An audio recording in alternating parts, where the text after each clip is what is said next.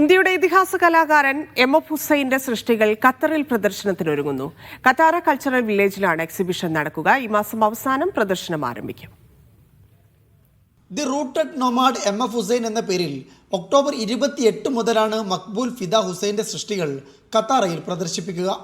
ന്യൂഡൽഹിയിലെ Kiran Nadar museum of ആർട്ടുമായി സഹകരിച്ച് Qatar museums ആണ് പ്രദർശനം ഒരുക്കുന്നത്. ഫെബ്രുവരി 7 വരെയാണ് എക്സിബിഷൻ.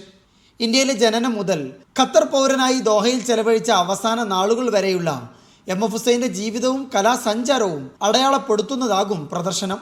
ഇന്ത്യയുടെ സമ്പന്നമായ കലാപൈതൃകം അവതരിപ്പിക്കുന്നതിൽ ഖത്തർ മ്യൂസിയംസ് അഭിമാനിക്കുന്നതായി central exhibition director Sheikha Reem Al Thani പറഞ്ഞു.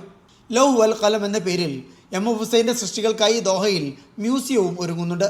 ഖത്തർ ഫൗണ്ടേഷൻ നിർമ്മിക്കുന്ന മ്യൂസിയം നവംബർ 28 പൊതുജനങ്ങൾക്കായി തുറന്നു കൊടുക്കും. Media 1 Doha.